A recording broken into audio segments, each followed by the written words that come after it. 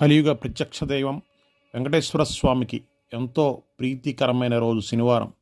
అదే రోజు ఆ స్వామి జయంతి రావడం మరియు రాఖీ పౌర్ణమి, శ్రావణ పౌర్ణములు కలిసి రావడం భక్తులకు ఒక విశేషమైన రోజుగా కలిసి వచ్చింది.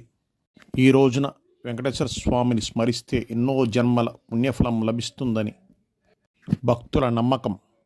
ఈ పర్వదినాన్న స్వామివారిని ఏలూరు పడమర వీధి వెంకటేశ్వర స్వామి దేవాలయంలో గజవాహనంపై ఊరేగించారు.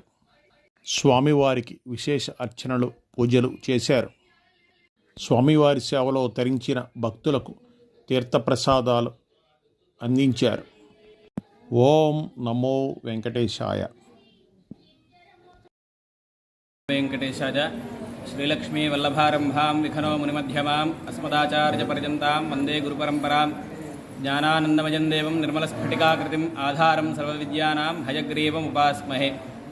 ఈరోజు శ్రావణ పూర్ణిమ సందర్భంగా పడమర వీధిలో వేంచేసి ఉన్నటువంటి శ్రీభూనిళాసమేత శ్రీ అభయవరద వెంకటేశ్వర స్వామివారి దేవస్థానం నందు ప్రాతకాల అర్చనల్లో భాగంగా స్వామివారికి దక్షిణం వైపున ఉన్నటువంటి విఘ్నసాచార్య స్వామివారికి విశేషమైనటువంటి అభిషేకము, ఆరాధన జరుపుకుని, అట్లాగే ఉపాలయాల్లో ఉన్నటువంటి లక్ష్మీ హయగ్రీవ స్వామివారికి, యోగ హయగ్రీవ స్వామివారికి కూడా విశేషమైనటువంటి అర్చనలన్నీ కూడా జరుపుకుని ఉత్సవమూర్తులైన వెంకటేశ్వర స్వామివారిని గజవాహనారూఢుణ్ణి చేసి, అట్లాగే ముందర విఘ్నసాచార్యుల వారిని మనకి ఆలయ సాంప్రదాయానికి, ఆగమశాస్త్రానికి సంబంధించినటువంటి చాతుర్లక్ష గ్రంథ ప్రమాణంగా ఇచ్చిన శాస్త్రాన్ని అందించినటువంటి విఘ్నసాచార్యుల వారిని వేంచేపు చేసి, ఉదయం ఆస్థానంలో భాగంగా స్వామివారికి అర్చన, విఘ్నసాచార్యుల వారికి కూడా అర్చన పూర్తి చేసుకుని సాయంత్రం ఆస్థానము, అట్లాగే రాత్రి 9 గంటలకి హయగ్రీవ స్వామివారికి కూడా